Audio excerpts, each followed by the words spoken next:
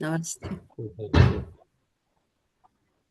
Namo Vaha, our Swagatam, in this 5,128th year of 28 Kali Yuga, in the lunar month of Asada, in the 13th day of the month.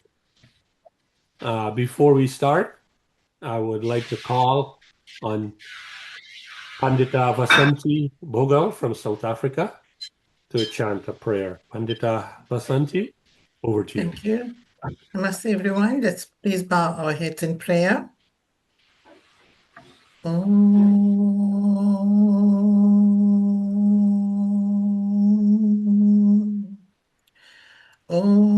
Bhurbhuvasvaha Tatsaviturvarenyam Bhargo Devasya Dhi.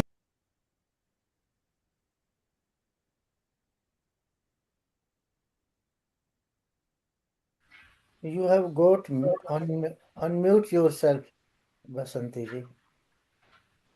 You have got muted.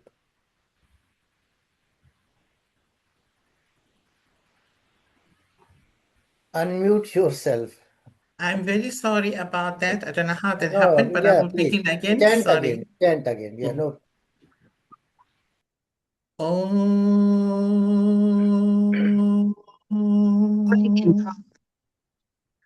Om Bhurbhuvasvaha Tatsaviturvarenyam Bhargo Devasya Dhimahi Dhiyo Yona Prachodayat. Om Vishwani Deva Savitar Duritani Parasuva Yad Bhadran Tanna Asuva. Om Agnim Ire Purohitam Yajasya Devam Ritwijam Hotaram Ratnadhatamam.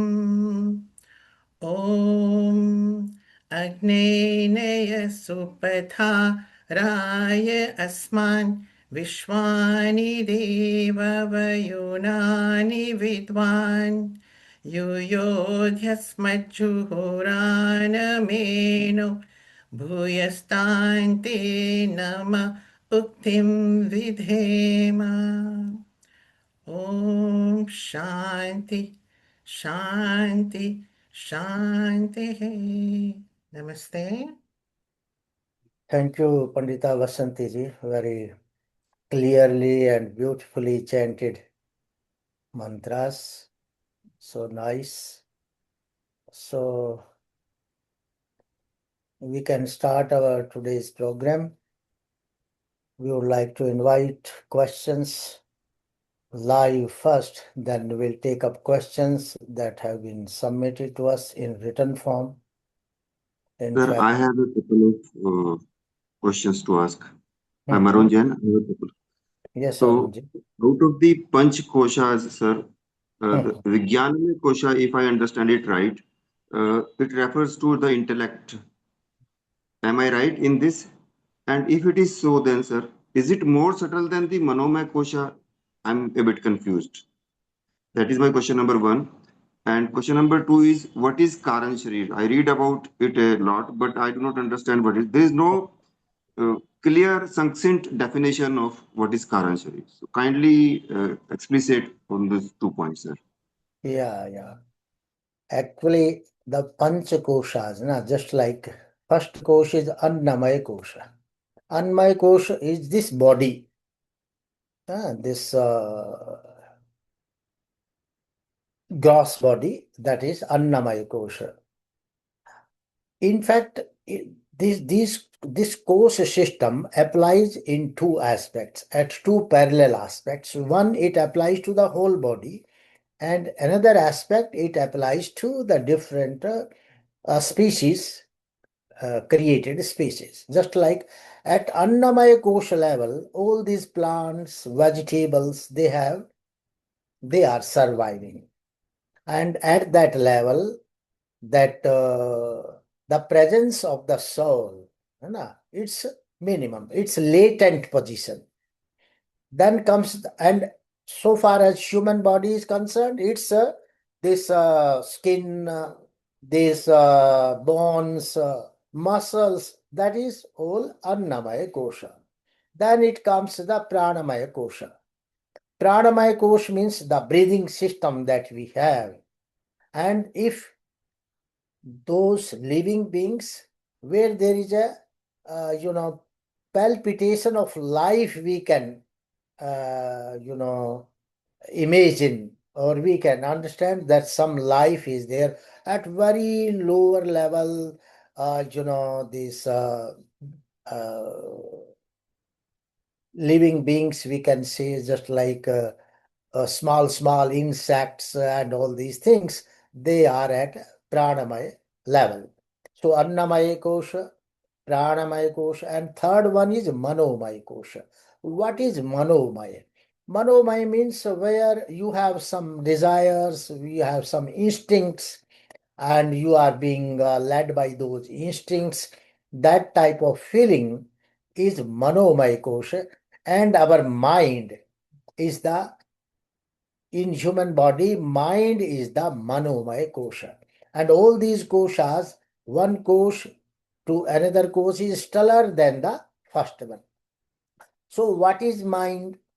Mind, it is defined that sankalpa vikalpatmakam manaha. The mind, it gathers information from outside world, and it de-gather information also inside your mind. So sankalpa means gathering information, and vikalpa means de-gathering, emptying that information. This is the role of mind. So when it is said, it is also said that when prana is combined or united with desire, the manomaya kosha is evolved. Manomaya Kosh, evolution of the Manomaya Kosh is a combination of a prana plus desires. And why the desire will come? Because when this mind will gather information, based upon that information, it will act, it will have some desires, it will love something, and it may hate other things also, because that information which is suitable to mind, it will have an it will love to those things. But the information which is not suitable to it, it will start hating that. So manomaya means where the desires are functional, that level. And that level, those all animals, birds, animals, big animal birds, they have evolved at manomaya kosha level. And then further than that is Vijnanamaya Kosha. What is Vijnanamaya? Vijnanamaya means Buddhi, level of Buddhi. Although Buddhi also consisted in mind itself in broad sense, but there is a subtle difference. Buddhi means that aspect of mind where it can decide what is right and what is wrong. Because mind will throw information towards Buddhi, it will put up so much of the information, but the Buddhi then decide what this information is about. So this Viveka, this discerning power, that is Buddhi. And human beings, they have developed at Vijnanamaya Kosha, because they can apply their mind or their Buddhi to decide what is wrong and what is right for them. So that is Vijnanamaya Kosha.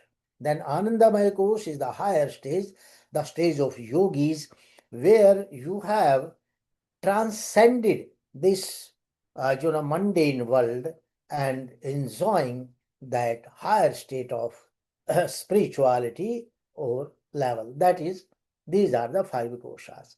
Now the second question is a Karana Sharira, causal body. There is one sukshma body. or stall body, we call it. And that stall body is consisted of mind, intellect or buddhi, and ahankara. These are three components of stall body. And when I talk about mind, then all these indriyas, the sense organs and karmendriyas, they are included in that.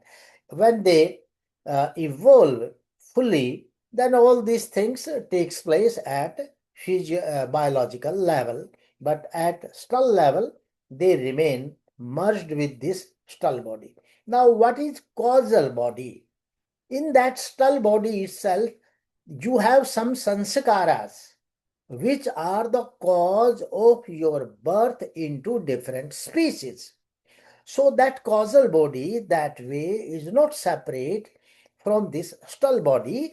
But if you want to discriminate exactly what is causal, so the mind, which is the storehouse of various types of sanskaras or the information. So that chitta aspect is the causal body. So there is no some great difference between causal body, that cause or the sanskaras, they also reside into your mind, and that mind and that the stall body is your causal body itself. So whether you call it a causal body, sometimes somebody say astral body, sometimes say stall body, these are all one and the same things, but little bit difference is there. So just one clarification regarding this previous point, Vijnanamaya Kosha. The word Vigyan here is having a different connotation than the word Vigyan that you used in your studies lecture. Yes. Here Vijnan means buddhi, and buddhi has been defined adhyavasayatmika buddhi. Adhyavasayatmika, which gives you a definite knowledge, which can tell you that this is what, this is that. So here Vijnan means buddhi. It's not Vijnan in that sense, experiential knowledge, realization. Although that realization or experiential knowledge is also gained by buddhi. Buddhi, there is instrument. Here buddhi is the object itself. Thank you, sir. Thank you. So, any other question?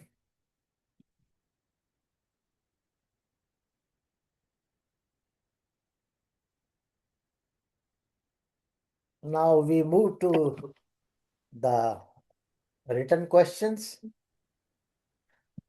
Actually,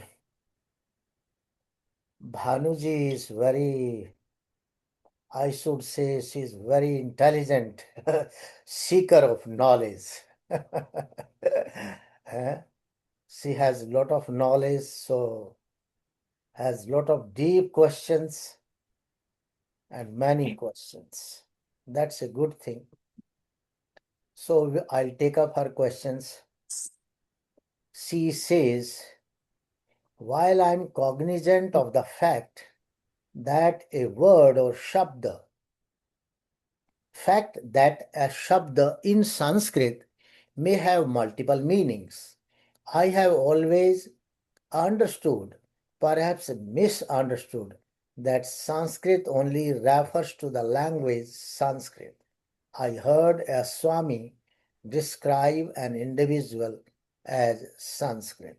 Please explain the contextual uses.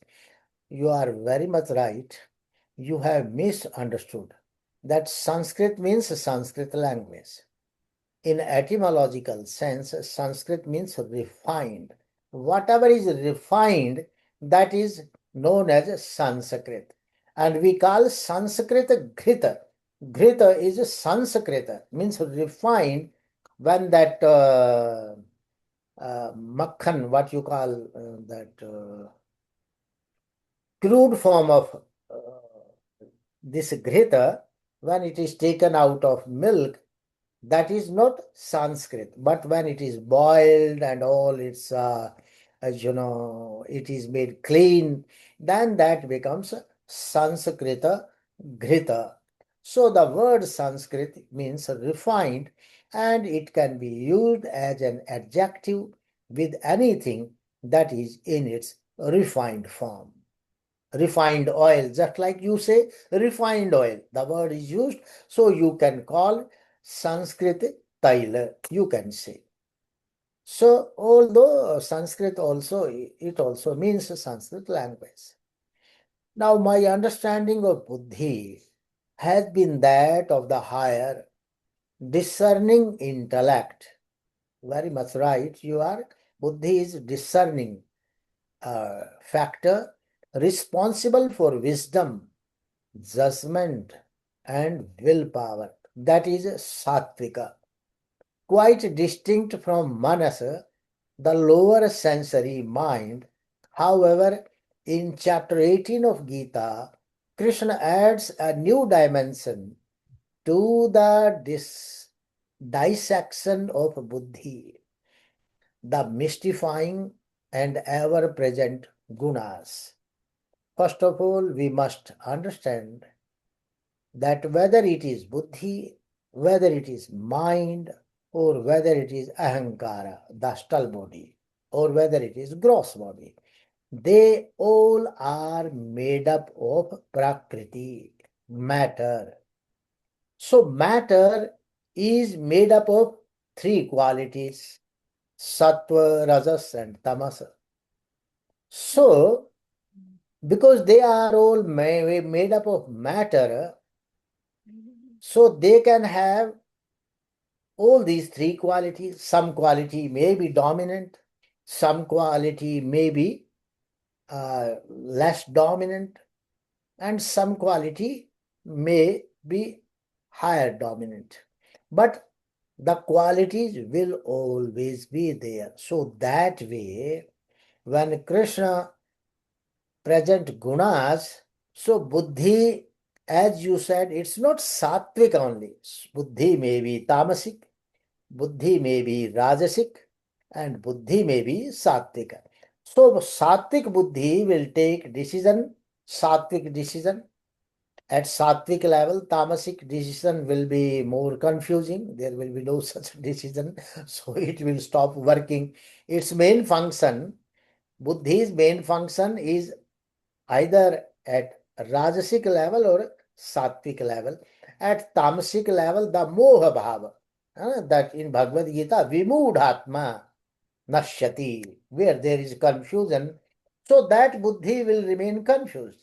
Although everybody has a Buddhi, and as per definition of Buddhi, Buddhi is adhyavashayatmika, capacity to decide what is right and what is wrong. But even then, everybody is having Buddhi, but he's not decide. Everybody is not able to decide. So we seek help, we seek guidance, we go to our mentors and other people to seek the things. Why? Because our Buddhi is not sattvic level. Had our Buddhi been sattvic level, then we would become the guide. We could guide, we can decide our own self. When we want to seek help, it means either we are at rajasic level, or when we are totally confused, it means we are at tamasic level. So Buddhi, as I already defined, Buddhi is adhyavasayatmika, but its adhyavasayatmik function, its capacity to decide what is right and wrong, depends upon the guna it is being dominated by. Similarly, the mind is the capacity of gathering information. Mind means gathering information and de-gathering information. Sankalpa vikalpatmakam manah. So we cannot say that mind is at a lower level and Buddhi is at a higher level. Both mind and Buddhi, they are the part of the stall body. They have been assigned different functions. So due to the different functions, because Buddhi's function is the higher function, So Buddhi, we cannot say that Buddhi is higher. No doubt, Buddhi is more subtle than mind. So that is only the difference. So next question is Krishna's categorization of Buddhi into Tamasika, Rajasika, a contradiction of the very definition of Buddhi as explained above. No, as you explained, it's a contradiction, but as I explained, there is no contradiction. When Krishna talking about Buddhi, Rajasik, Tamasik, and all these levels, he is talking in this very sense. Because Buddhi is made up of matter. A thing made up of matter, essentially, it may have any of these three aspects. And it is says, Sattva rajas tamasam samyavastha prakriti. Prakriti means equilibrium stage of Sattva, Rajas and Tamas. When this equilibrium is disintegrated, then the Vikriti or the evolution of the universe start. Next question, the quest of Advaita aspirant is always based on the question, what is that? By knowing which, all this becomes known. This profound inquiry has its roots in Mundaka Upanishad.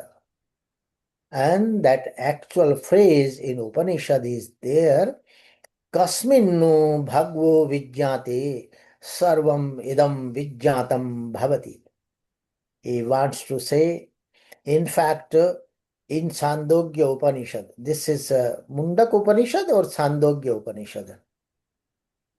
Maybe here the Shvetaketu is asking his father, Uddalaka, the famous question about the one knowledge by which everything becomes known, and that is Kasminnu bhagavo vijjate sarvam idam vijjatam bhavati.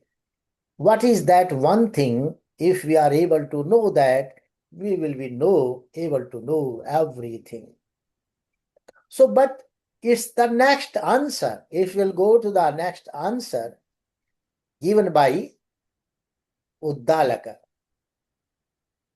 And Uddalak says, Yatha Saumya Ekena Mridapindena Sarvam Nradamayam Vijjatam Shata Vacharambhanam Vikaro Namadheyam Mritikev Satyam. He says, Yatha Saumya,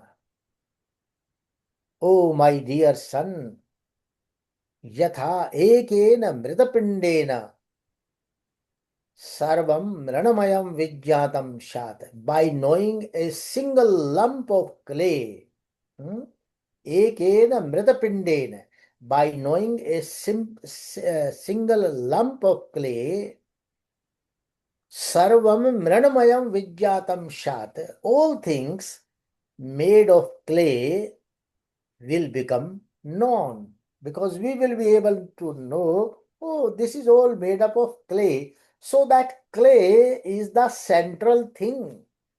All different type of ornaments made up of gold can be known if we are able to know the gold. So, Kasminnu bhagavo vijjate sarvam idam vijjatam bhavati. So here, in the answer, Uddalak is referring to the material things. So if you want to know the whole material world, how can it be known? If you are able to know the Prakriti, then you will be able to understand the entire material world, because this whole material world is the evolution, manifestation of Prakriti. It's not the manifestation of Brahman, as the Vedantist or Advaita Vedantist generally say. But here in Upanishad, the answer given is related to the Prakriti Note the Brahman. Generally, the people translate this phrase kasminnu bhagmo vijjati sarvamidam vijjatam bhavati. Oh teacher, how can I know everything by knowing one thing? Then generally the answer is given, by knowing Brahman, we can know everything. But here the answer given by the Uddalak himself is not saying that by knowing Brahman, you will be able to know everything. But he is saying, he is giving the example of material things. If a particular material source is known, then everything made up of that matter is known.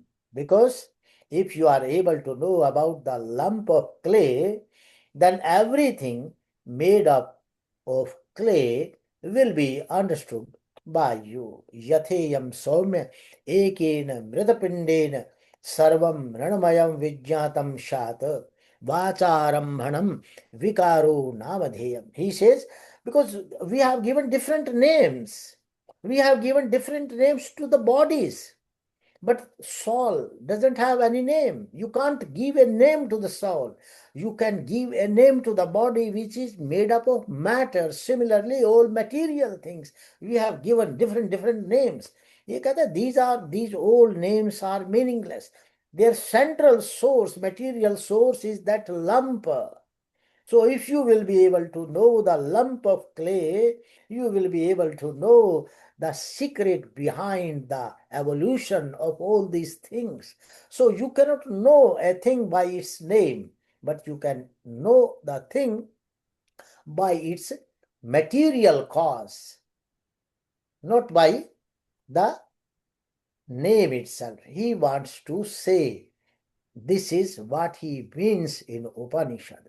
And no doubt, Brahman is the nimitta efficient cause. So, by knowing Brahman, we will be able to know that all this existence, it is caused by Brahman as nimitta cause.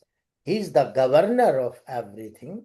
But if you want to know the essence of particular thing, then that can be known through its material cause. So, by knowing the material cause, we are able to know those materials. That is the sense of this Upanishadic text you are talking about. And now, another question you had in it, by that, knowing why all this profound inquiry has its roots. Okay, this is clear. Now I'm coming to the next question. This is not the same message echoed by Krishna in chapter 7th, knowing everything by knowing the one? No. Krishna's intention is different. And here, this Upanishadic sentence, its intent is different. You have quoted Krishna's intent, and it says that shloka you have quoted, Jnanam te aham savijnanam idam vakshami asheshataha yajjatva na iya bhuyo ajjatavyam avashishyate. Krishna wants to say that I come fully share jnana, knowledge with you. I am going to share the valid knowledge with you along with jnana, along with the my experience. Whatever I am sharing, the knowledge I am sharing with you, I have experienced it. I shall fully share information with you along with my experience about it. Here Krishna wants to say Arjun like that whatever I'm telling you, it is based upon my experience. It's not theoretical. I have not taken these sentences from Upanishads or from Vedas or something else. It is my experience that I'm sharing with you. So the very meaning of this shloka is like that. And then he says, Yajjatva na iha bhuyo Anyat jatavyam avashishyate. If you will be able to know this, then nothing more will be left to be known. But this is in the context of Arjuna's confusion. Here, not the spiritual thing he's talking about. He means whatever confusing questions you are asking, whether I can fight, because he's in a dilemma. Arjuna is in a dilemma. Why? Because he has many dharmas before him. There's no one single dharma of a person. You have the parivar dharma, you have dharma's duty, you have the family dharma, then you have the rashtra dharma, then you have your individual dharma. Though so many aspects are there, and he's confused. At opposite to him is standing his grandfather Bhishma. He is confused whether to kill him or not. He is confused whether he is not going to kill him, then they are going to kill them. So that dilemma, regarding that dilemma, Krishna is saying that if you know the knowledge I am giving, and that is based upon my experience, then nothing will be left known to you. So there is no similarity. There is quite dissimilarity in the contents or the intents of the Upanishadic sentences and this Bhagavad Gita sentence. Now this invites other questions. What is that? How is that different from this? Yeah, because you have combined both the questions, both the context, and you are asking. So if I say in the context of Upanishadic sentence, then what is that? That means that material cause. How is that different from this? And this is that the product of that material. So product of the material will be this, and the material cause, that lump of clay, will be that.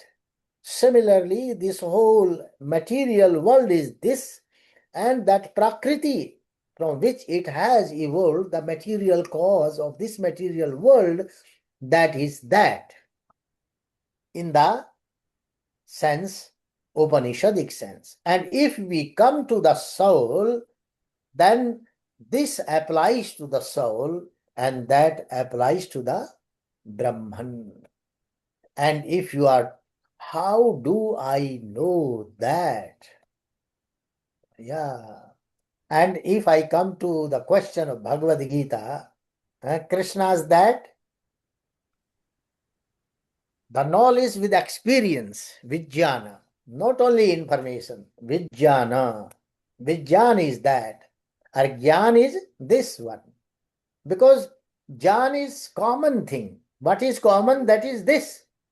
And which is not common, which has the things where some people have prerogative. That is not common. So what is not common? That is that. And what is common? That is this. So that experiential, that Vijnana is that, and this Jnana is this here. Now you ask further question, how do I know that? Knowing that is to go into the stream of Vijnana. So if the Vedic stream of Vijnana, you will have to be a yogi, then you will be able to know the sources. And if you are a modern scientist, then you will have a journey backward. Then you can reach certain points, but you cannot reach even up to that point, because where the reach of the modern science ends, there the journey of the Vedic science starts. That is ontological level, and this is physical level. So physical level, wherever the physical level ends, the ontological level starts. So if you want to know that, then you will have to follow the methodology of ontological level, and that ontological methodology is the yoga. How does knowing that translates to knowing everything? Yeah, because that is the material cause. That is the efficient cause. And if we are able to know the material cause, understand the material cause or the efficient cause, we'll be able to understand their products, their effects, we shall be able to understand. Why is there much criticism against the fundamental position of oneness in Advaita? Oneness in Advaita. Okay? Same as the Gitas.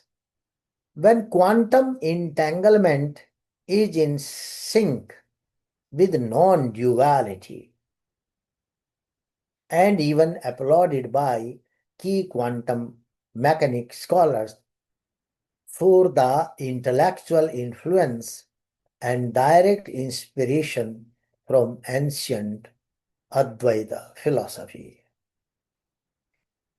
First of all, we must understand these two things, Advaita and quantum entanglement, in simple words. What is Advaita? Advaita is oneness. Advaita is not oneness. Advaita, what the Advaita says, Ekam eva advitiyam. This is Advaita. Ekam eva advitiyam. There is only one, not second. There is no second.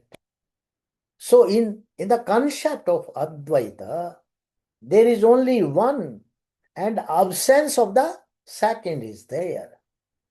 So if I define Advaita in my terms, then Advaita means there is only one Brahman, there is no second god or goddesses in this world, because only one Brahman is there. So that is Advaita. And if I define Prakriti in the form of Advaita, in the sense of Advaita, Prakriti is only one material cause of the universe. There is no second material cause of the universe. So Advaita means presence of only one and absence of the second. That is Advaita. Okay. And now what is quantum entanglement? Quantum, and in Advaita, so far as you are concerned, what you are saying in Advaita, Advaita says, your Advaita says, only Brahman is a Satya, and this physical world, this material world is non-existence. It doesn't exist. Your Advaita means, I'm not saying this is your Advaita, but whatever you are meaning here by Advaita, I'm talking about that Advaita. That Advaita says, only Brahman is existent. This material world is non-existence. This is a dream. Now coming to the quantum entanglement. And what is quantum entanglement? Quantum entanglement says that there are two particles. There appear two particles, and those two particles may be spatially at distant places, 1000 kilometers away, two particles. But they are entangled. They are connected with each other. They are not independent. Means multiplicity, unity into multiplicity. What the quantum entanglement says, there are two, but they are actually one. Those two are not independently, you can't call them two, although they appear two, they are one.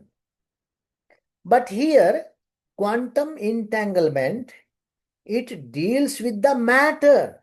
It doesn't have anything about Brahman or all those things. In the term of Vedanta, these two particles, these two entangled particles are non-existent. So there is a quite difference between the two thoughts.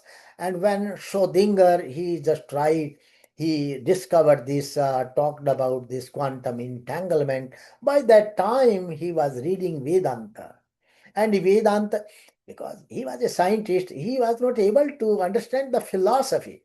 Don't think if somebody is Einstein, he has given some gravity theory, he has become the master of everything. It's not possible. I told the Indian philosophy starts where the modern physics ends. So that quantum, he found that, oh, these seems to be the two particle, but through wave function, they are interrelated, they are one. So he's talking about at the physical level. And what is physicality? If something is at physical level, it can be measured, it can have weight.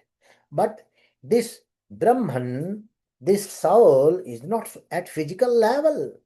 They are beyond physical level. So the soul, although it is atomic, it cannot be measured.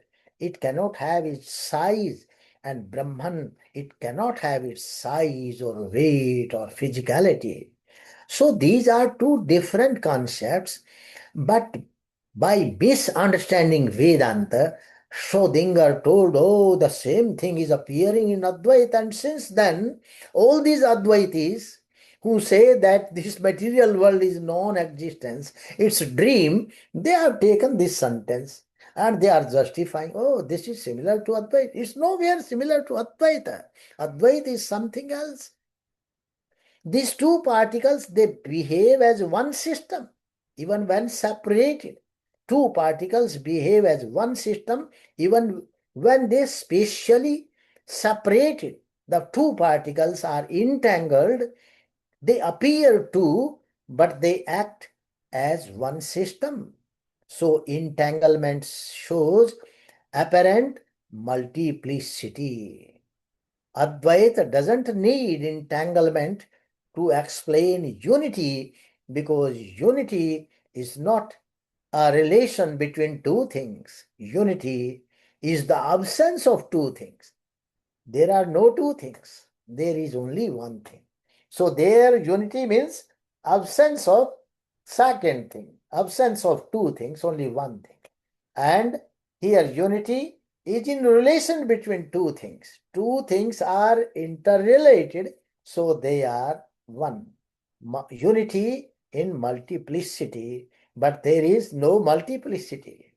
So it's totally conceptually different idea. I don't know why everybody is saying quantum, Advaita.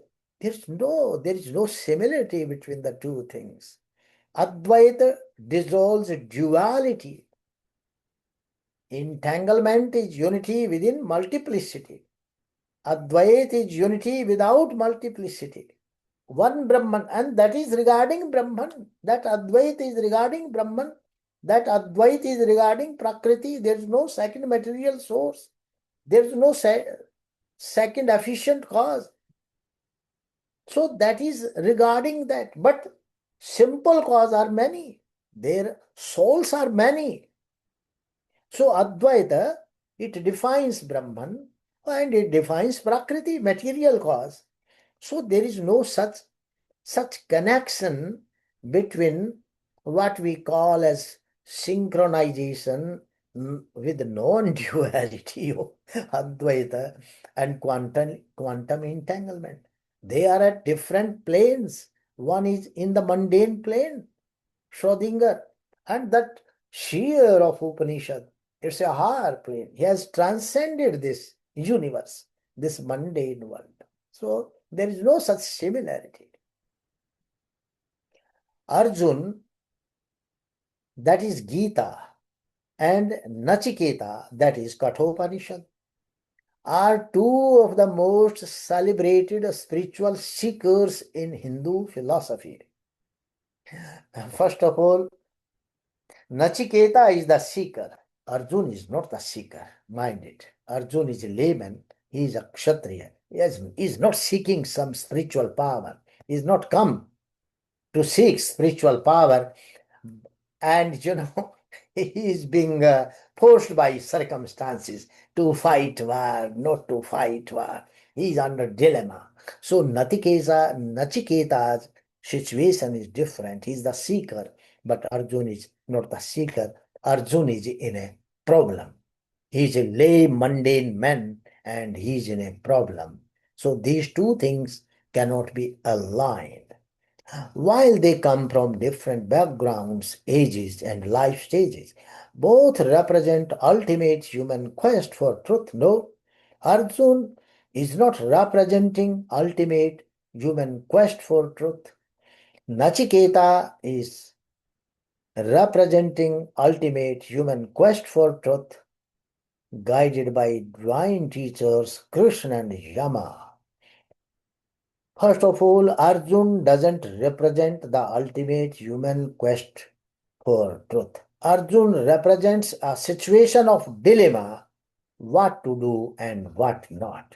And Nachiketa represents the ultimate human quest for truth. These are two different aspects. While Nachiketa achieved instant, direct liberation, he was a seeker of truth. And when he realized that truth, jnana means when he realized that truth, then he became liberated. Direct liberation, Jivan Mukti is not direct liberation. Through the path of pure knowledge, it's not pure knowledge. Here, knowledge means realization. He was the seeker of truth, and whenever he realized that truth, he became Jivan Mukta. He doesn't become Videha Mukta. He is not liberated in that ultimate sense. He is liberated. Jivan Mukta means living liberated. Living. He was living while he became liberated. How this situation occurs? Suppose you have realized the truth, okay? So one way you have become liberated. But still your past karmas are there. You are to,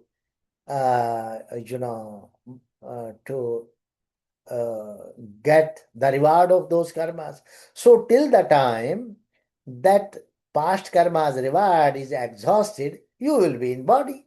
But you are not performing any such karmas that are going to reward you another human life. So because you have become a realized seeker now, so you won't perform any such karma which are going to bound you again. So you are known as Jivan Mukta, and as soon as your past karma's rewards are exhausted, you will become Videha Mukta, that ultimate liberation. That is that sense. Through the path of pure knowledge, Jnana Yoga, what can we say about Arjuna in the regard? So, as I told, Arjuna came out of dilemma, that was his reward, and Nachiketa, while realizing the truth, he became Jivan Mukta. In summation, after 18 chapters of lectures from highly revered Supreme Teacher Krishna, Arjuna declares his delusion is gone and his mind is stable. Is Arjuna's liberation to be implied? While it is not directly stated, no. Arjuna's liberation is not implied here. His freedom from dilemma is implied here. He came out from dilemma, that is only implied here. Can we conclusively say that Arjuna's experience in transcendence point to karma mukti, while Nachiketa's is jivan mukti? Arjuna's transcendence point is understanding his prime duty. His transcendence point is understanding his prime duty, his Rashtra Dharma, that is fighting for the Rashtra. He is not fighting for his selfish rulership. He is not fighting for saving or enjoyment of the family and thriving the world. He is protecting the Rashtra and he is fighting for the Rashtra. So the transcendence point of Arjuna is the understanding of his prime duty, prime dharma, out of many duties, and that was the Rashtra Dharma, while Nachiketa's is Jivan Mukti. You are right. Nachiketa experiences Jivan Mukti in his current state. Yes. Why is moksha often presented as an after-death attainment? As I told, Jivan Mukti, you are no doubt in moksha, but you are to reap the fruits of the karmas done in the past lives. So till the time those fruits are reaped by you, you will be in the body, but because you have become a self-realized man, and if further you are not going doing some such karmas as may bound you, you will be qualified for moksha, or that is known as videha mukti after that, nor you will be bound again.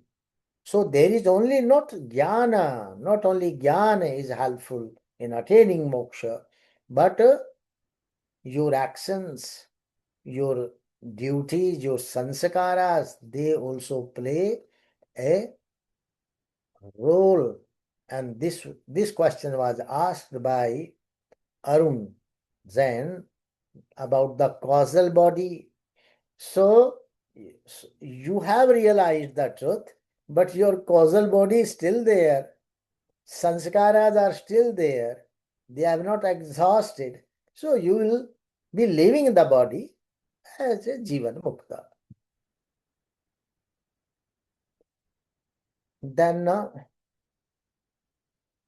please explain Kathopanishad Vali 6. Yada sarve pramuchante kamaha ghee hridi shritaha ath martyo amrito bhavati atra brahma shamashnute. This Kathopanishad also says the same thing. Yada sarve pramuchante kamaha. When all the kamas, here Hirdi means not heart, you can say mind. When all the kamas, desires or sanskaras in the mind, he becomes free from all types of sanskaras or desires or vasanas, same thing.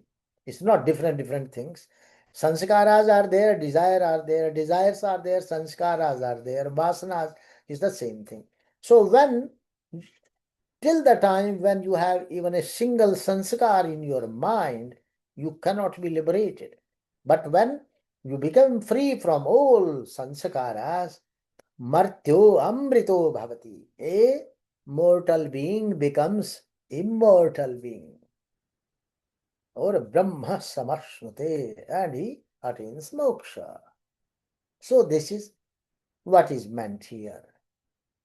Should the profound takeaway from this verse be that immortality is an internal state, not a physical one, making the culmination of spiritual practice where the individual realizes their identity with Brahman, here, not there. No. Immortality is both state. It's internal as well as physical. Why? Internal states, so far as the realization of the truth is concerned, that is internal aspect. But so far as getting rid of karmas or sanskaras, that is external, that is physical. You will have to tame your physical body. You will have to restrain your physical body. You will have to restrain your mind. You will have to restrain your sense organs so that there is no outward movement. So it is both physical and internal. It is both external and internal. Internal is experiential realization, and external is related to the karma. So the moksha, it has both the aspects. Yam, Lord of Death, is also widely referred to in Sanskrit as Dharmaraja, the king of righteousness. What is the justification of this designation? Is Yam Brahman? Yeah, Yam has many meanings. Yam means air. Yam means Brahman. So when you mean yam by Brahman, that is Dharmaraja. Dharmaraj means he is the lawgiver. He has given the law of Rita, and the entire world, this entire creation is sustained by the Rita, and Rit is the source of all physical laws. If there is no Rit, no physical law can exist or survive or maintain its lawless. Everything will become lawlessness will be there. So Brahman in the sense, Yam in the sense of Brahman is no doubt Dharmaraj. The Buddha, in addressing a query from a monk, spoke of suffering from the perspective of the two metaphoric arrows. Great. The first arrow that is thrown at you from many sources. When I came to this point, I got surprised regarding the intellectual power of Bhanuji. The first arrow that is thrown at you from many sources, and the second arrow, how you react to the first arrow. She says there are two arrows. Buddha says there are two arrows. One arrow is thrown to you from outside, and another arrow you are defending yourself. You are reacting to that arrow. So first of all, we must decide which one is the first arrow. Buddha's two arrow teaching is psychologically brilliant idea. First arrow is pain, loss, insult, failure, humility. This is the first arrow. Everybody suffers from this first arrow. Pain is there, suffering is there, loss is there, failure is there. And these are being thrown to you by the world. And the second arrow, your reaction. When you get the pain, you got fear, you become angry, you have ego, resentment, anxiety. That is the arrow within you. So these are the two arrows. Okay, now I'm coming to her question. How does Krishna's teaching in the Gita equip us to handle the second arrow? Yeah. The problem, first arrow is natural. It will have to be there when you are in the human life or in the body. But the main question is how to handle this second arrow, your reaction. You become angry, fearful, egoist, resent. You have resentment, you have anxiety. That is your second arrow. So Krishna's teaching in the Gita equip us to handle the second arrow. How it equip us? That's the main question. And simple answer, Krishna says, Samatvam yoga uchyate. Equanimity. If the pleasure is there, don't be too happy. If the pain is there, don't start crying. Equanimity. And second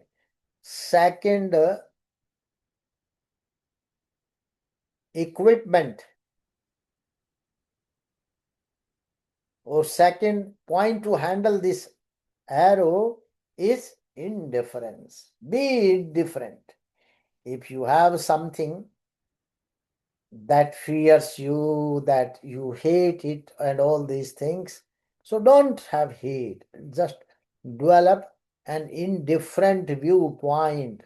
Neither think of as positive nor have negative thinking about the things. Do not have negative or positive thinking about the things in the world or about the human beings in the world or about your friends in the world. Don't think they are doing this positive, they are doing this negative. Let them do. You are immune of their negativity or positivity. That is indifference. And samatvam yoga uchyate means equanimity. Be stable when pain comes or pleasure came. Don't try to do treat your friends when you achieve something. Oh, we have achieved it now. I'll give you treatment. We'll go to that place, enjoy it. Don't have this type of behavior. Be stable. So this is only the remedy given by Krishna to Arjuna to handle the second arrow of life. So here ends all questions. Anybody who want to have question or Yes. further queries, you are welcome. Couple of things there before we move on. We have one user that's attending today that came in under the name Zoom user. Please change your name so that we know who you are. I've already sent you a message on the chat. Secondly, I would like to welcome Lalit ji, who has joined us for the first time. And Lalit ji, I think, has a question. Before you ask your question, maybe you can introduce yourself, Lalit ji. Go ahead. Thank you so much, Ashwini ji, and for the opportunity to join the forum. I'm Lalit Verma. I am here in Indiana, Carmel, USA.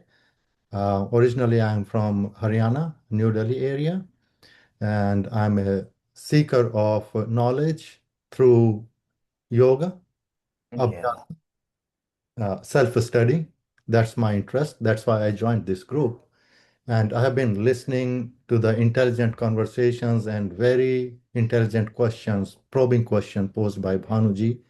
And two things that I I want to reflect on, and also maybe a lot of questions will come along the way.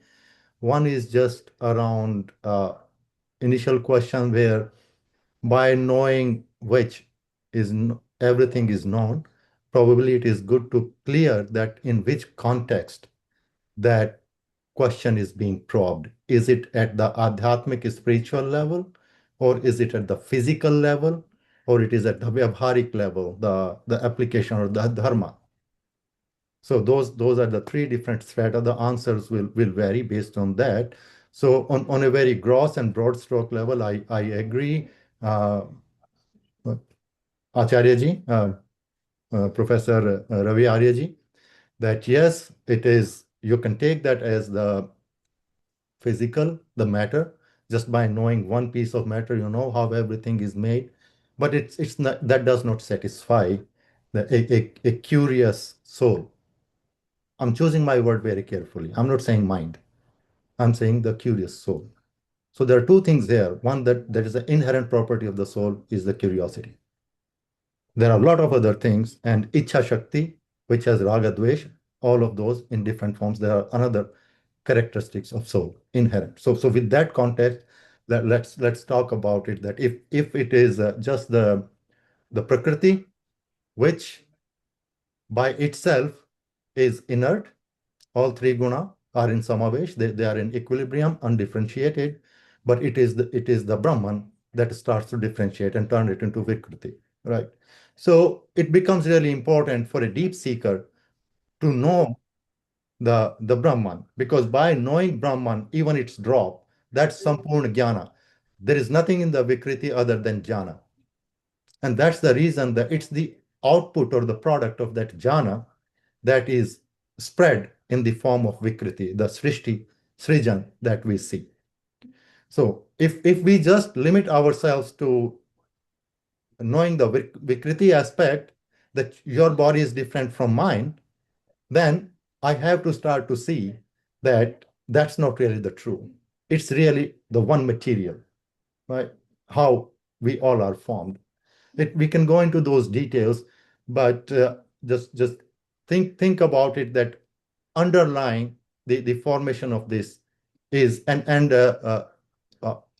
Professor Ravi Arya ji, you also explained later in the second question in the context of Arjuna's conversation, that it is your sanskaras that are imprinted on your chitta, in your causal body. You accumulate them, right? So from that context, if you start to know, you have to understand there are essentially two things in you. There are three, but let's for now, for the sake of simplicity, just consider only two. One is the soul, the pure experiencer. That is totally in a different plane than the physical plane. Even though they appear to coexist, they are bound, but they continue to live in totally different planes, dimensions. So sometimes the question, Bhanuji, you asked about the arrow, outward and inward thrown. Who receives those arrows? Let us say the outward arrow is coming, that somebody criticized you or shamed you, right? Or appreciated you. Those are the arrows coming from outside. Is it you, the soul, receiving that? Meaning that in that moment, are you in your pure sense receiving it? In which you will be equanimous. But if you are receiving, if the ego is receiving that, which is when the Atman is not yet realized and does not know that I am separate from my Sukshma Sharira. It's just the one.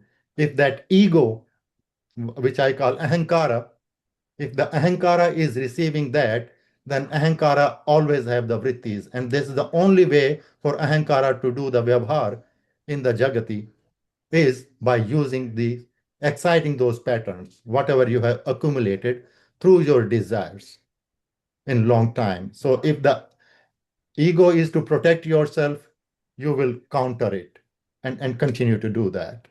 So and sometimes you switch between being in Atman, sometimes you are in ego. So now on the other side also there are these two things going on. So essentially there are four things now you're dealing with. So you have to understand the error of the question very carefully. So it becomes four-way communication, right? There are four possible ways that these things can be manifested and received. Is the ego to Atman, right? Or Atman to ego and Atman to Atman. So from each side, those are the four communications. So try to understand. And these are, you cannot, the vicharas are all at a buddhi level. Only so much you can understand through buddhi, through jnana. But you have to realize, apply neti neti. What is this? What is not this?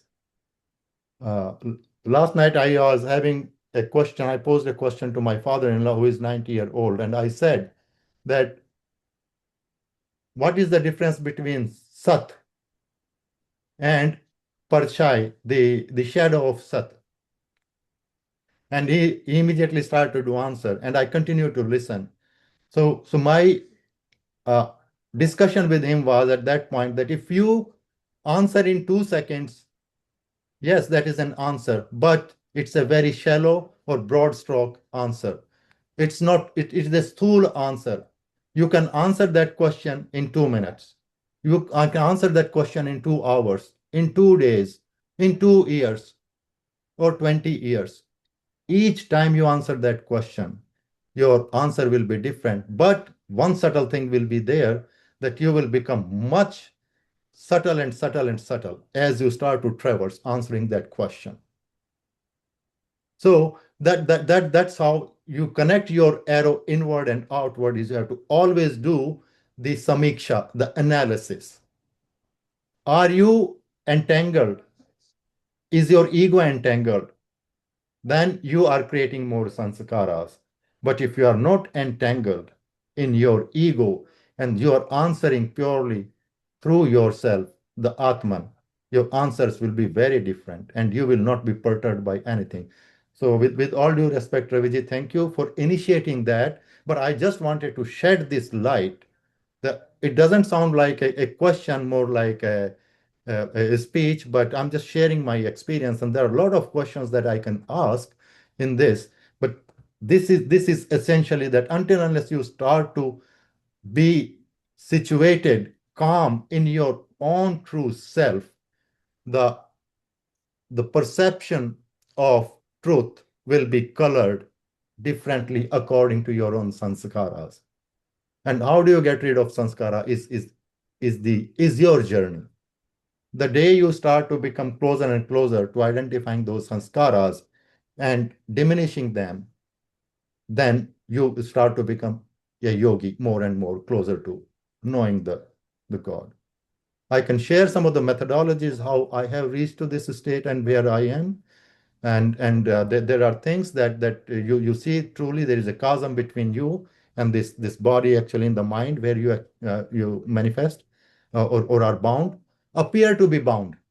Let me say that you appear to be bound is that mind right there, which is in the stool form, but there is a subtle form of that also. I mean, if you like the discussion, let me know. I can continue, but I will stop at this point. Thank you. So, thank you. He has given his own opinion based upon his experiences. And so far as this Kasminnu Bhagavo Vijjate Sarvam Vijjatam Bhavati, I have already told that so far as Atman are concerned, that Brahman, if you know the Brahman, you will be knowing the reality of the Atmans. And if you want to know this physical world, then you will have to understand the Prakriti, because the Prakriti is made up of three things. So if you understand that this Prakriti have three gunas, so wherever that material things are there, you can identify that all these things are due to Prakriti. Pain, pleasure, and all these things, they are caused by Prakriti.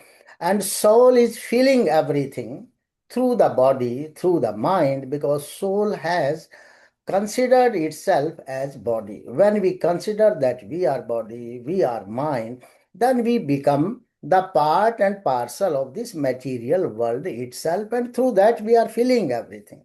And if our understanding grows, and if our realization grows that we are not the part of this world, then your thinking, your idea, your understanding of the things will change.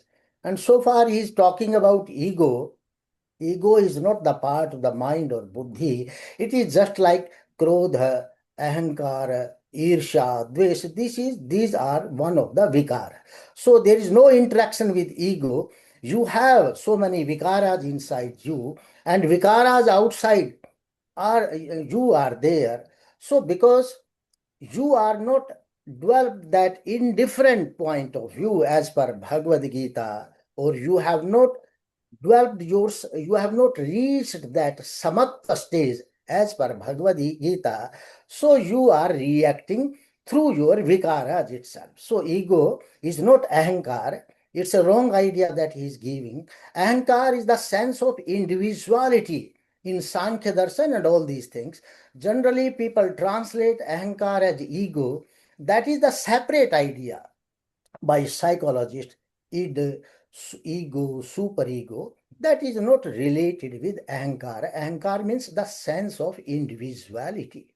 And when a person becomes, we occupy different things in the universe, so that is because of the ahankara. The first evolution from Prakriti is Mahat Tattva. Mahat means universal intellect, universal intelligence. And then from Mahat, it disintegrates into Ahankara, means there will be separate material entity into this world. So that separateness, individuality, that is known as Ahankara.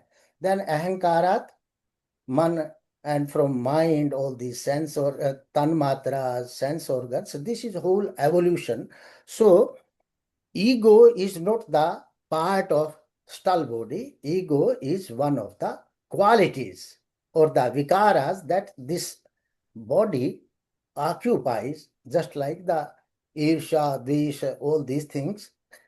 And ego is one of these six things. Many vikaras that we have, abhiman hai, pride hai, all these things that are the part of those things. So according to Bhagavad Gita, she was asking a question, according to Bhagavad Gita, what is remedy?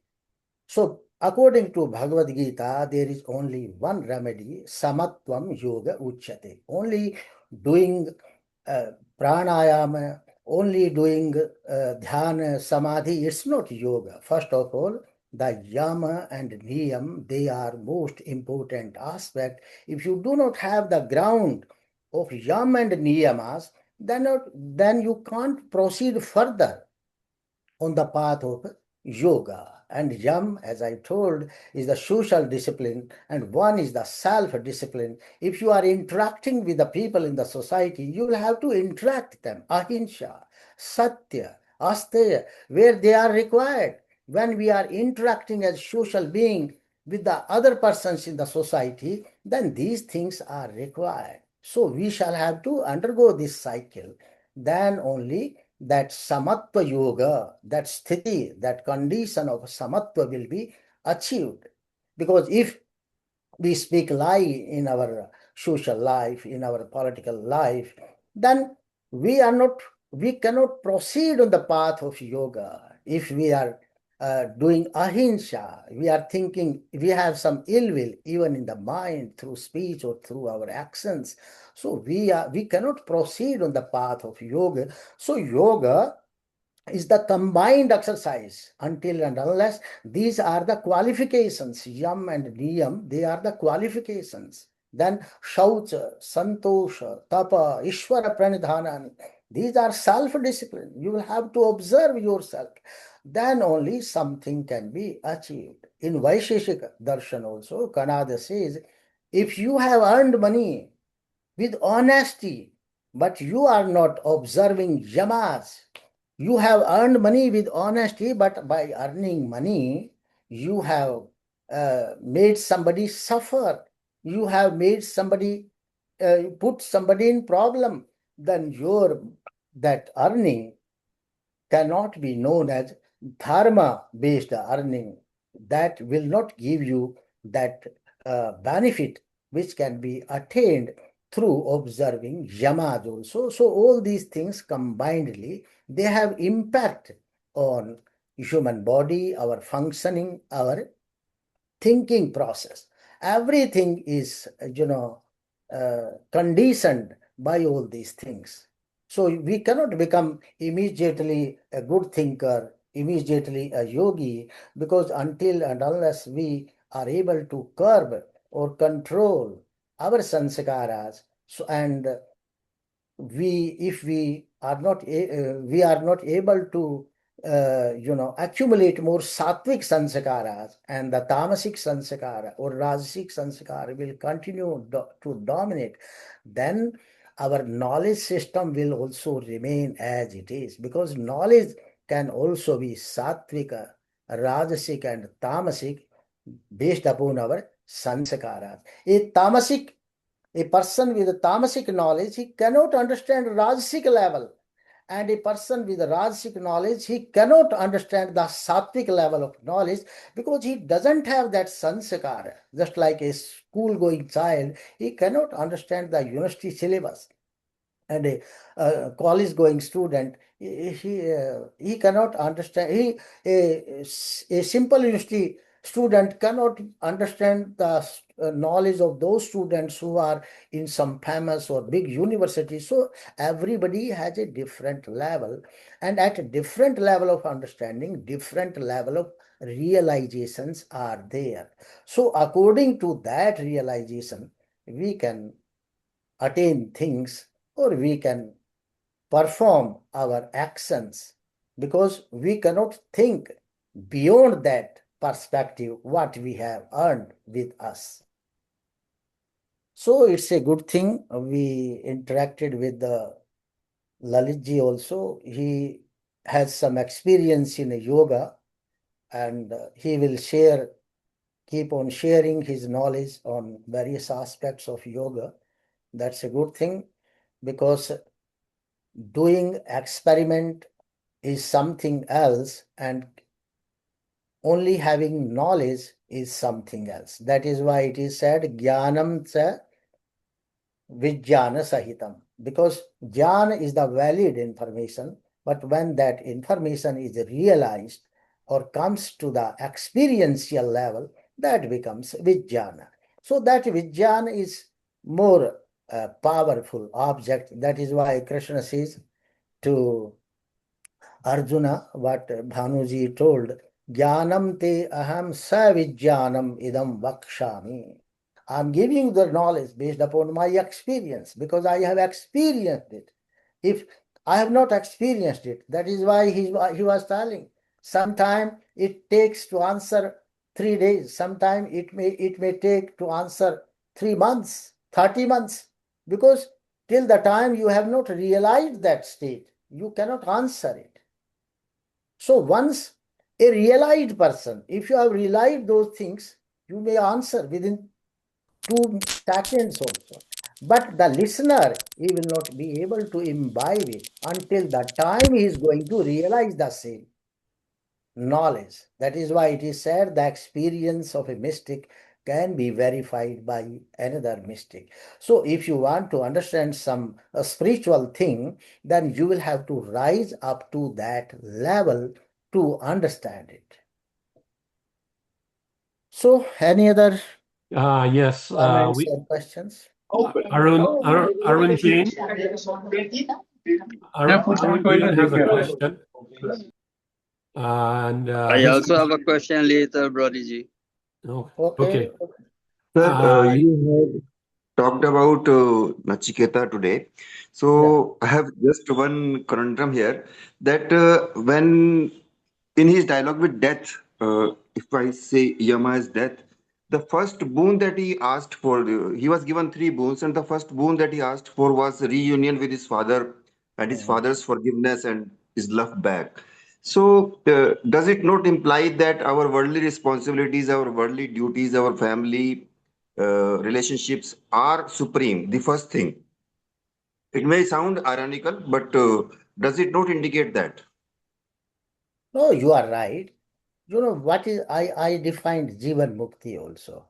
Jivan Mukti, because till that time you have worldly sanskaras, you cannot attain Mukti. So Nachiketa also, when he's asking to meet his father and all these things, so his sanskaras at mundane level are still present. When they will all exhausted, he will become even free from the clutches of relationship. So this So, does it relationship as a social being, as a embodied being, these are essential. We cannot get rid of them. And I'm not talking about escapism. If you have a family and you want to leave your family, become sannyasi and going to, free from your responsibility, that is not the real, yoga or sannyas. Even as a grihasthi, you can become liberalized or jivan mukta.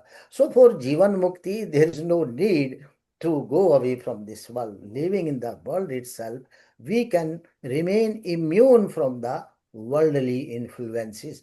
That's the thing. And when Nachiketa, he desires to meet father or join him, so that shows that still his worldly sanskaras are left. So till that so time everything is exhausted. When you are in moksha, then you are not going to be, attached with anybody else. You will be attached with the Brahman only. So that will be your situation. So in this situation, sir, even Nachiketa was either by choice or by eligibility not fit for salvation, not final freedom.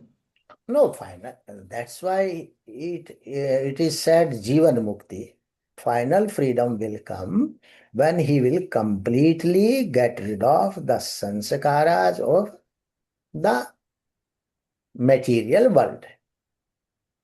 So that is one stage. You cannot say that he is not qualified. Everyone is qualified. When he will cross that stage, he will become qualified. But till the time he has not crossed that stage, he is not qualified. Right, sir. Bhai Dharamveer, I think you had a question. Yes, sir. Thank you for giving me the chance. Namaste, everybody. Namaste. Namaste.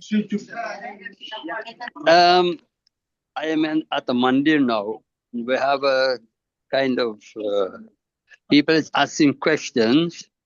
Why is it not plant process ghee to do havan, and why it is that we have to use cow ghee to do havan? Because from time immemorial, people has been doing havan with cow ghee and not plant ghee.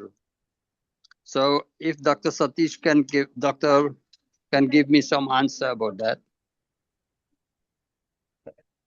No, you can do havan with cow ghee, even with buffalo ghee. It doesn't make any problem. And you know, havan is to be performed as per season, requirements of the season. So certain materials are good in certain season. Just like if the rainy season is there, you can use even the mustard oil or the mustard seeds in your havan, because that purifies the atmosphere, that rainy atmosphere and all these things, humidity and everything, it purifies that. So different seasons you can have different material used, and cow ghee, is the best product. But only that Indian cow ghee, Indian origin cow ghee, if you are going with the Holstein or Frisian cow ghee, that is much worse even than the buffalo ghee. So it depends upon the availability of the products, whether they are available in your place or not with you. So many factors are there. So I mean to say that you must use the best ever products available to you. So there is no such a rigid system. You say that the cow ghee is blood cell, came from the body, and it has animal process in it, and so it is not proper to do havan with the cow ghee. No, that we do not know what type of ghee is available in the market. But whenever the cow is milked and that milk is churned, and out of that that cream is taken out, that boiled, that made Sanskrit, that ghee you can use. But if some other procedure is there, that I don't know. So when we called Ghrita, Sanskrit Ghrita, that is mean that we mean by the ghee processed through this method. I understand that fully. And if but somebody is going to, mix some different other object with the cow ghee, and you are not aware of that, so it has no problem with you, because when you do something deliberately, then you are responsible for that. If something is happening without your knowledge and in ignorance, you are not responsible for that. You need not fear about that. I will give them the answer. Yeah. Okay, thank you very much. Ravi ji मेरा आपसे एक प्रश्न है हाँ जी. the three gunas हाँ. Sattva, Rajas and Tamas, Okay. and to shed some light on that how these gunas come into manifestation. What is the root cause behind? And you can give me through examples, because this is not clear to me. I tried Oh, okay. to understand internally. Actually, what's the thing? When we talk about Prakriti means the combination of these three gunas. This is at ontological level. This is not this material world level. So these sattva, rajas, tamas, their samya avastha, their equilibrium is Prakriti. And when this equilibrium is disturbed by Kal field, then what happens? The Prakriti, the Vikriti means evolution starts. And when that evolution starts, the first thing that is born is known as Mahat, the cosmic intelligence, because everything has intelligence. Even the material things, they have electrons. And those electrons are some intelligent part of the material things. Even the human body, it has the intelligence. So that Mahat aspect, then it goes down further into ahankara. So that ahankara is also divided into three gunas: sattvic ahankara, rajasic ahankara, and tamasic ahankara. This is all at ontological level. What is sattvic ahankara? From sattvic ahankara, this mind and the five sense organs, they are formed. Then from Rasic Ahankar, these motor organs, they are formed. And Tamasic Ahankar is behind the formation of five tanmatras. Those five tanmatras are again the ontological level. Means ontological level means without which the further process cannot survive. So those five tanmatras, then they become the cause of the evolution of the five Mahabhutas. And again, this five Mahabhuta concept is at ontological level. These five Mahabhutas are not that the space we see, the air we see. It's not that. So means these are the priority. You will have to anticipate them further. Then the further process of physical universe will start. So when it will start, everything, whatever object we see, we don't see a particular object. Just like suppose I see the cow. I'm not seeing the cow. I'm seeing certain qualities, that whiteness, that tail, and all these things. And I have given the combined name of all those quality as a cow. So that object we made, it is also made up of those qualities. And when we talk about those qualities, all those qualities, they are being anticipated by sattvic, rajasic, and tamasic system. So this has been very well elaborated in Bhagavad Gita. So what is tamasic? Tamasic means dullness, nothing, just like you are just like a material lump. That situation is tamasic, because this material world is more tamasic. Rajasi means where activity is there. Activity is there. So tamasi is dullness, heaviness. Rajasi means activity is there. You may be hyperactive. And sattvic means very lightness. Only the light of knowledge is there. No such activity is there. No activity doesn't mean that you have become just dull type.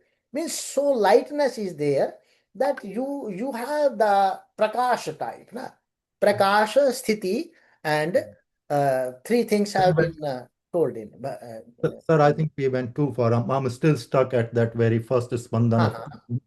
that initiated the creation sequence, which is your Uh-huh. math of the first. Yeah, But at that point, I'm still stuck there. I think yeah, we covered so much, right?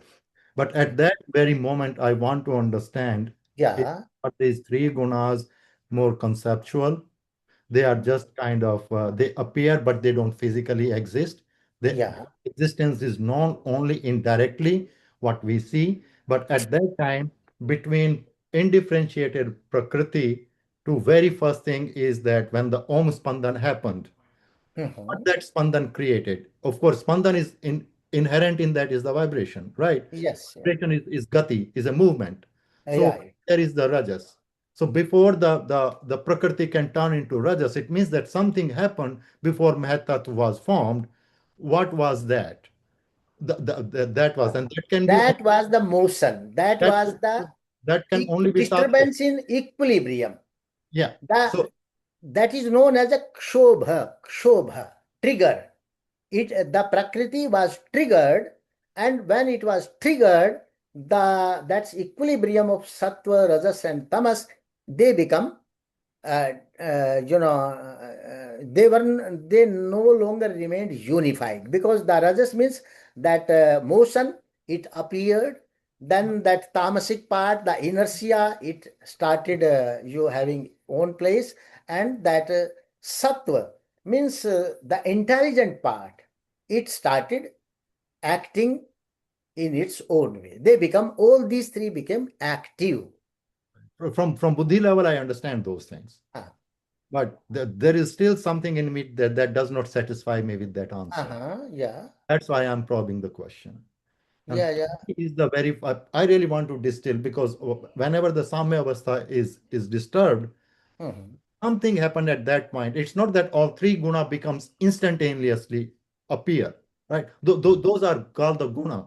Of course, we can discuss that what is really guna. You cannot see the guna. It does not physically exist. Only thing you can Yeah. know is the appearance, the change. Then you can start to define that, oh, okay, Yeah. because it is able to, let us say the Surya, that Yeah. also comes much later, many, many centuries or eons passed by before Yeah. even the, but Mandadipti is very, very early on, even the appearance of that. So Yeah. something changes in the Prakriti that is starts. So Prakriti is capable of reflecting those qualities. So, Yeah. Yeah. so it means that by itself, Prakriti is inert, it is not able to do anything. There is Yes. Yes. something that is causing it to reflect that particular aspect. So it is that some things indirect reflection in the form of a guna that Prakriti is able to surface that. So that is the Manda Deepti. And once the Deepti is there, that Deepti start to do something is to make a halchal, a movement in, Mhm. in the undifferentiated Prakriti, so that Yeah. start to differentiate. That to me reflects Rajas, reflect it that it is depicting the characteristics of motion, and let's call that as Rajas. So Yeah. we Yeah. need to develop an ontology at that point, because so sanskar we have started to create, because communication language has to be created at Vedic level, right? So sanskar starts to happen right there and then. And then because of the Prakriti's moolbhut nature, it is one thing.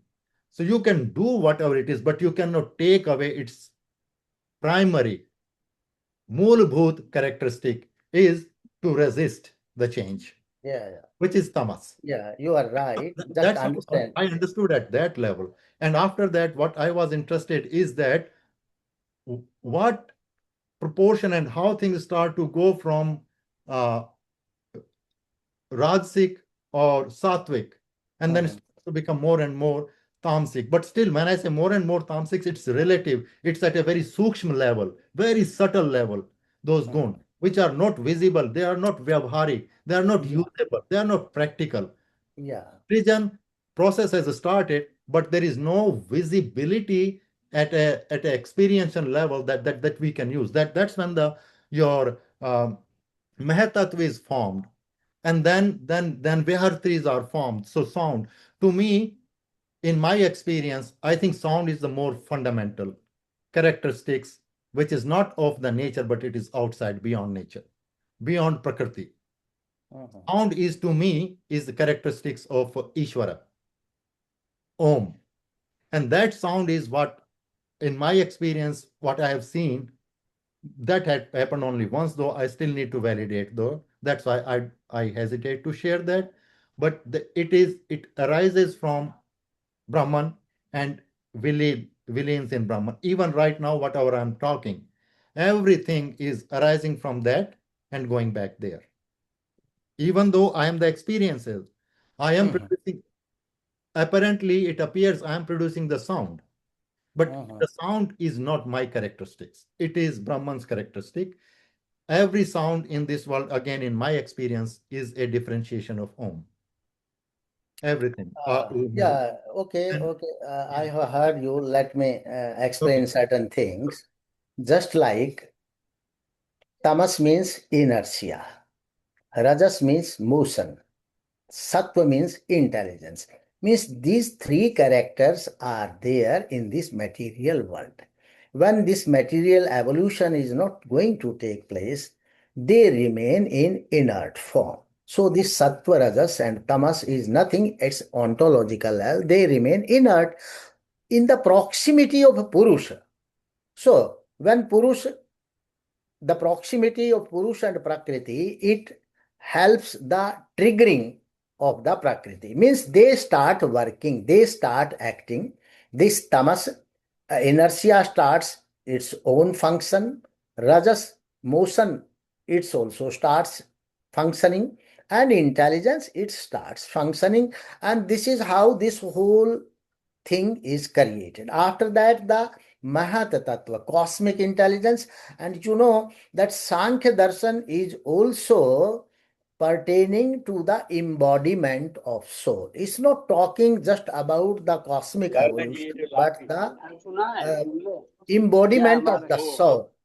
When due to the sanskar, this Purusha Atman, it combines through this Prakriti with his Sukshma Sharira, which is having the sanskar, which is the storehouse of the sanskar. The first thing, when the soul comes into the womb of the mother, the Mahat Tattva, the intelligence is formed. When intelligence comes into that embryo, then the Ahankara means that it starts thinking that now it's the individual entity. It is Vishesha. Now it is no more generalized thing. It has its own unique existence in the world. And you see certain children who are very intelligent, they are more possessive, because this possessiveness, it comes through the intelligence, and then through that ahankar, all these indriyas, mind, everything develop into the womb itself.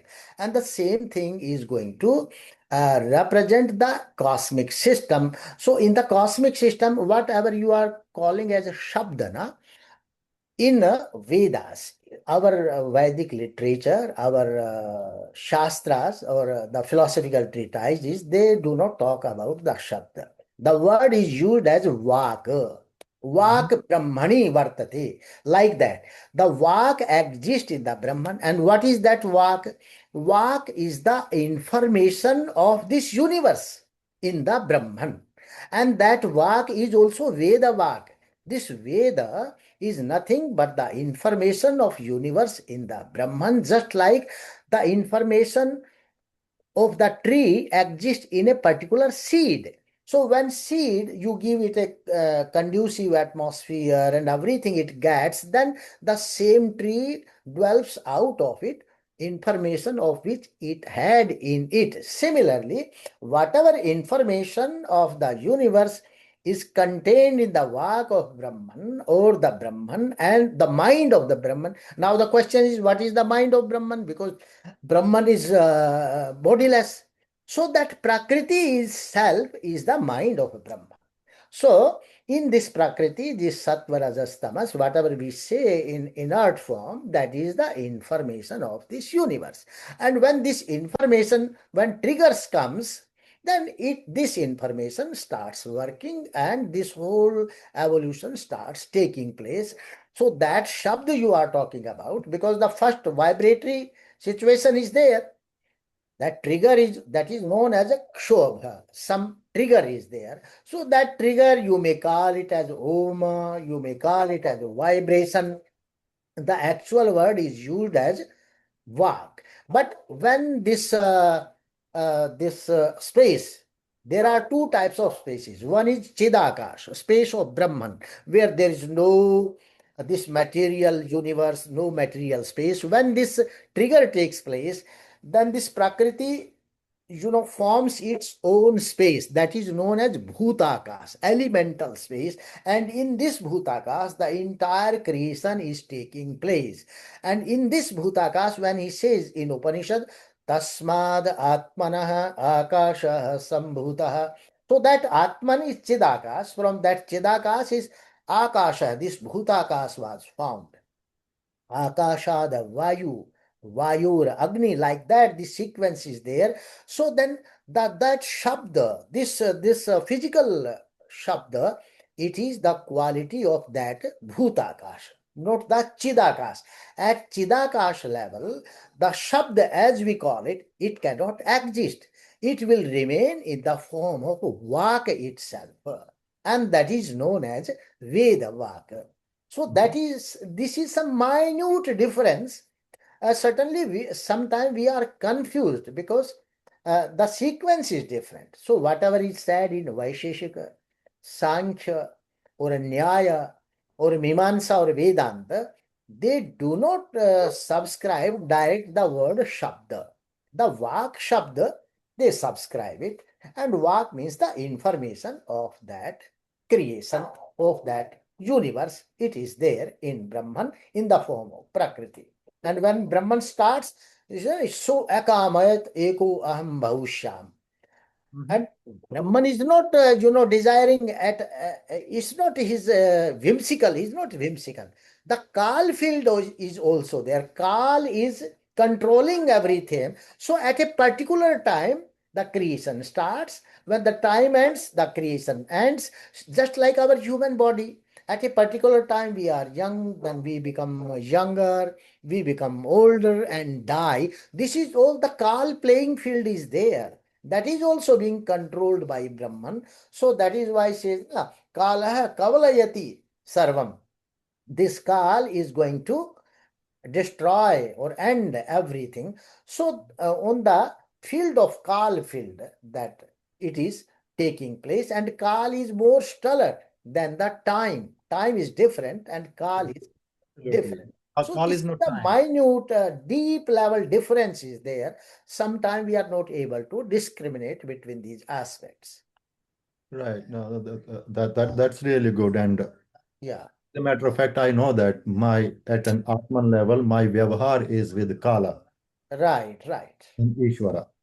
Yes. To Kal be is the sadharan, simple cause. right. No, Whenever this prakriti starts, the Kal is evolves first, then this prakriti and everything starts doing work. Because if there is no Kal, nothing will happen. Na? The time factor has to be there. You will, because because of the absence of the Kal, nothing can function. but Kal has much subtle role to play in Yeah, yes. our interaction with. So the way when we desire, our desires manifest.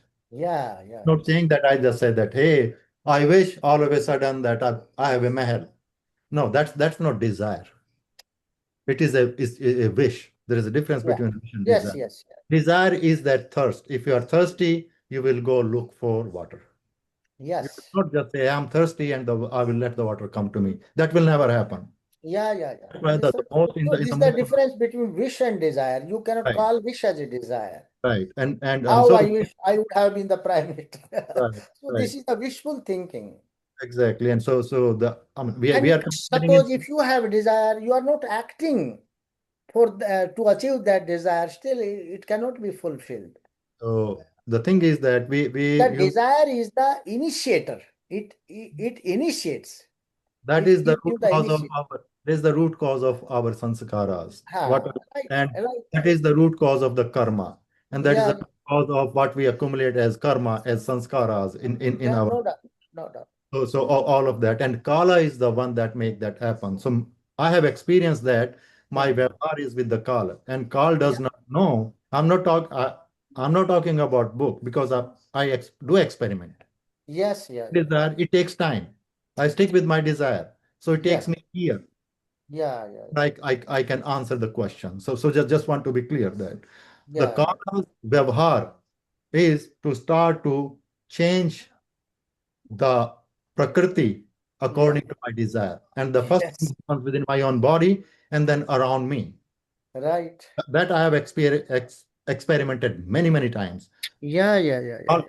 Kal has no idea of yes and no. My Yeah. desire, if I say I don't want this, Carl does not understand. I do not want this. It does not understand not. The whole thing is still a want for Carl. Even though I don't want, but that still happens. Yes, I call is the have to be, playing field. You are playing in that. yeah, I And how you play, exactly. that's your Exactly. So that's the very first experiment that when I did, and I realized that Carl does not know yes and no, positive and yeah. negative. So I had to correct. I had no at that point it gave me that always be positive in your intent. Be clear in your desire. So I'm telling you that the words you can pick from Gita, those words will remain word in people's head until unless Yeah, you start to walk the walk. They right. do not translate into you being a yogi. They do not put you. Yeah. When Bhagavad Gita says Kalatit, that Kalatit is not timeless. This Kala I'm Yes, talking about. You right, are right. beyond this Kala, beyond this Prakriti. So And then that there is is a why. kala. There is a component of kala that is tied to me. The day my ahankara was created, I'm not my sukshma sharis was created. I came into ahankara at that time. I don't care about this body. This will come and go. This is Yeah, sthul ahankara. But in that In fact, ahankar is also a sanskara. So Yes. suppose you have exhausted all worldly sanskaras, but you have the sanskar of aham, individual identity, still you will be in the body. You cannot Yes. get moksha till the Right. time sanskar of aham is also eliminated, because your individuality sense is there. That is why Yoga Darshan says, lastly, the sanskar of aham is also eliminated, and a seeker merges with the Brahman. He unifies with the Brahman. Yeah. So what happens, sir, is that and those experiences that they're very it is and that's where Ishwar Kripa happens. Yeah. That internal chitta is able to reflect and show me my prakasha, the who actually I am. Yeah. So in the form of it shows me the reflection. Same way it showed me once that the sound actually breaks into infinite number of parts and then they all will in. And at that point, you are not able to trace. So that told me my limit as an Atman, that I Yeah. can only observe the Sukshmata, the Yes. subtlety only at this level, not beyond that. Yeah. I Yeah. I experienced that thing. So what I'm talking about, I'm not just talking about book, but these are the experiences. But there are a lot of questions that have started to come Yeah. after Yeah. as a seeker. Yeah, but I just wanted to share those things with you or with No, that. it's good. It's good. Every Oh, Sunday, or we'll decide every Saturday, we'll have all such discussions. So we sit, yeah. we discuss. That's not a problem. We would also Uh, like to, have anybody's idea if she want to share, because it's all, experiential level is different. But what we are talking about, I'm just talking about from Shastric point of view. What it may be, what it is, its actual connotation is this one, so that when our search go in the right direction. Suppose if our concept, we have taken some concept wrongly, so then our we will be distracted from the right path. So we should have the right concept, then then our knowledge or experience also will tell us the right experience. We can describe it rightly. Oh, this is what this is. Yeah. This is what. Only thing you will end up, sir, is spending more time. All Yeah, paths go to the no, truth. You, no you, doubt. you may be distracted. The thing is, at every point there is a bifurcation, neti neti.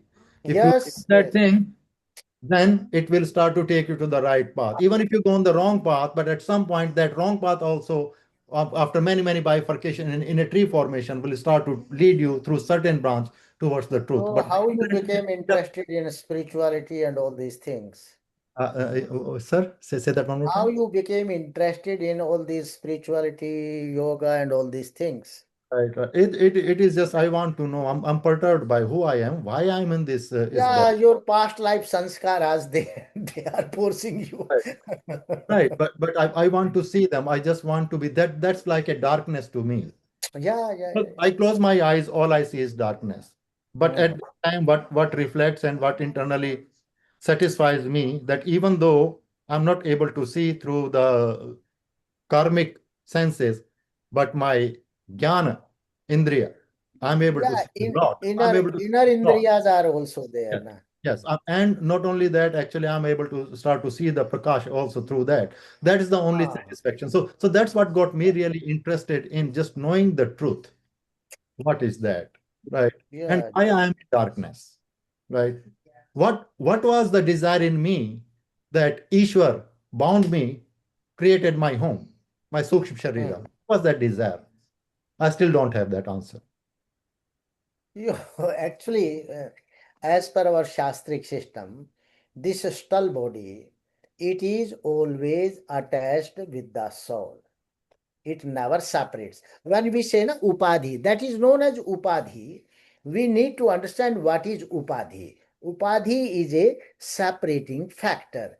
So how this upadhi is defined, just like there is a space, the universal space is there, but there is a space in the room you are sitting, there is a space in some pot. It's And why we say it's the room space? Because that room space has been separated from the universal space by the roof and wall of the room.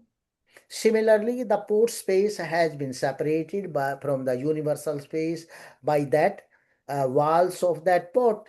So suppose you demolish these walls of the room, the roof and everything, the space of the room will merge with the space of Bigger. universal space. Similarly, this stall body is the stall upadhi and this gross body is the gross upadhi. So this gross body, it can be demolished. It can be means exterminated.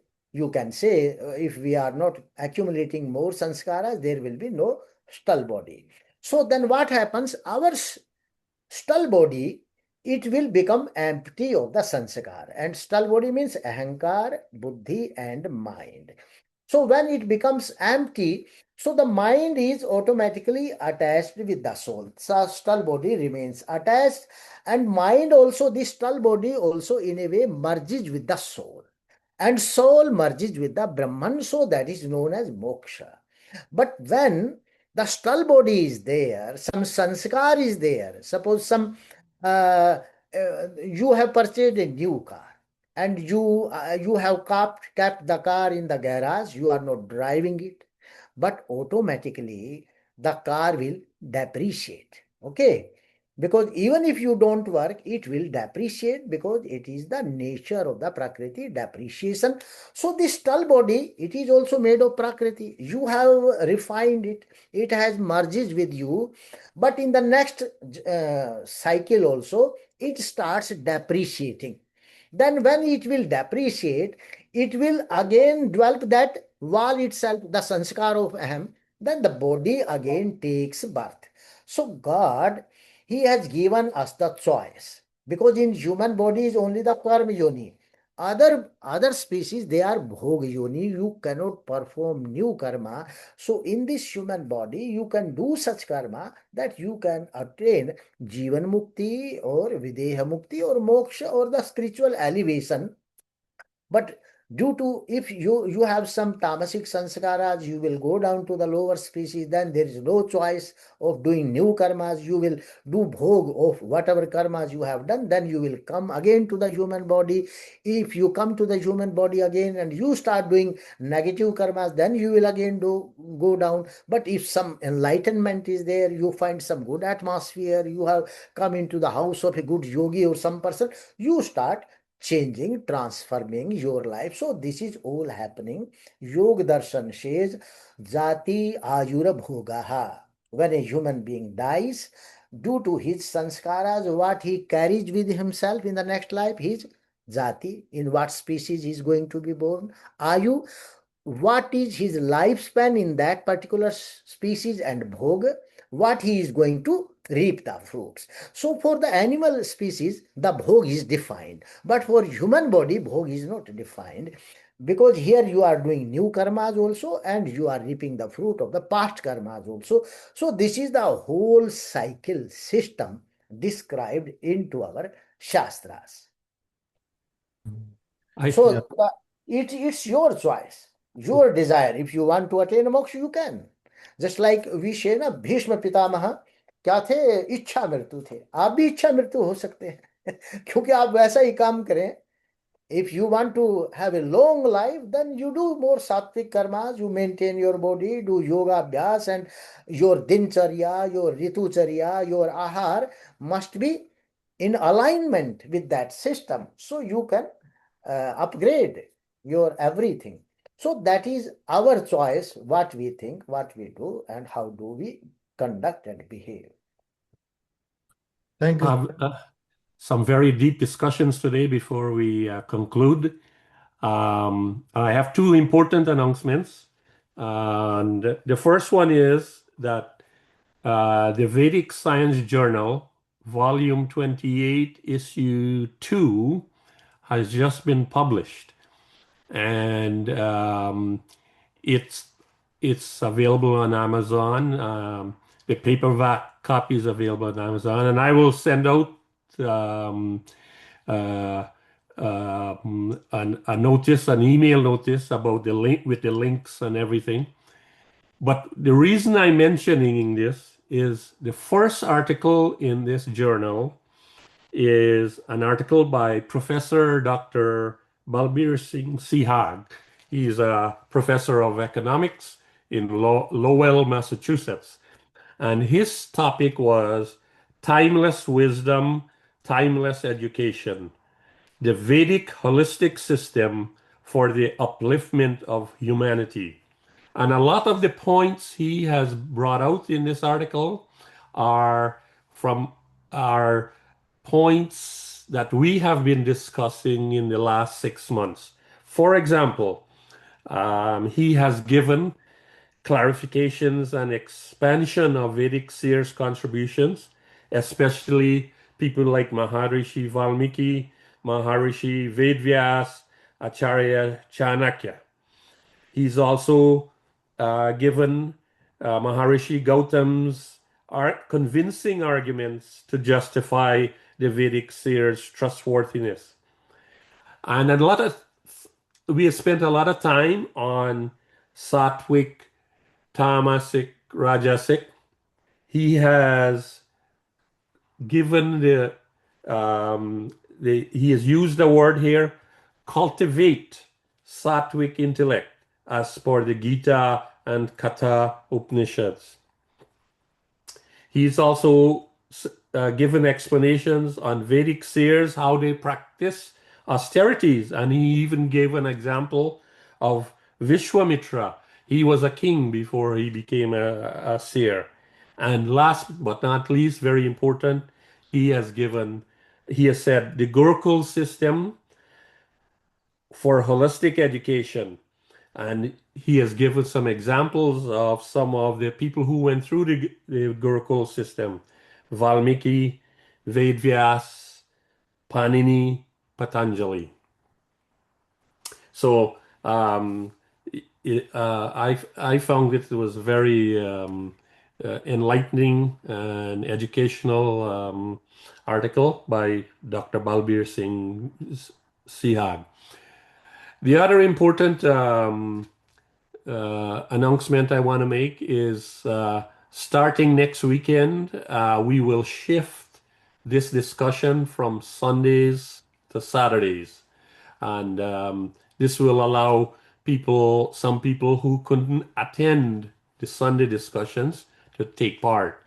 So I will also post, I will confirm all of this in the WhatsApp chat group, and I will also send an email confirming all this change, because I'm not sure if we can use the same meeting ID, and we may We have can use the same meeting ID as well. No. Okay, then yeah, we can switch, make the switch. So thanks for your participation. It's been very fruitful and enlightening, and we will convene on Saturday, and looking forward to seeing you then. Namaste. Namaste. Namaste. Thank you. Namaste. Namaste.